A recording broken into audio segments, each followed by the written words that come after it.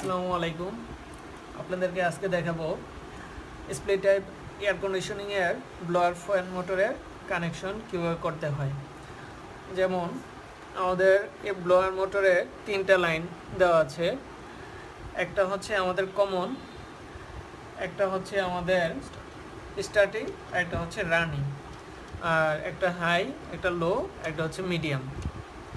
সাধারণত হচ্ছে আমাদের যে কমনের যে লাইনটা যাবে এটা হচ্ছে পিসিবি বোর্ডের এই যে কমন পয়েন্টে হচ্ছে আমরা লাগিয়েছি, যেটা হচ্ছে কমন প্রান্ত আছে ওটার সাথে সংযোগ দিয়েছি।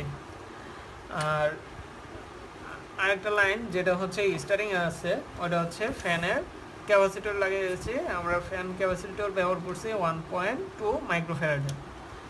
আর একটা রানিং পয়েন্ট যেটা আছে, রানিং পয়েন্ট হচ্ছে আমাদের মেইন নিউট্রালের সাথে সংযোগ হবে, আর হচ্ছে এখানে রানিং যে পোর্টটা আছে এই পোর্টের সাথে ক্যাপাসিটর সংযোগ হবে।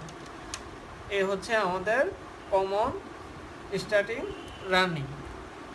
তারপরে হচ্ছে হাই লো যে মিডিয়ামের তিনটা কেবল আছে, একটা হাই, একটা মিডিয়াম, আর একটা হচ্ছে লো।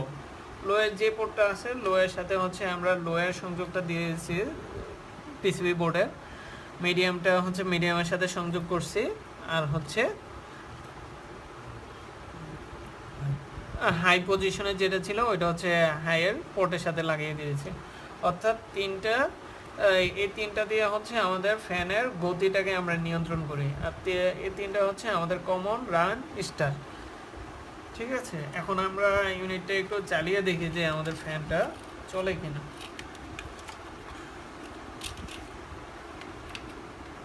আমরা সিরিজে লাগাই দেখি যে আমাদের ডিসপ্লেটা চালু করি।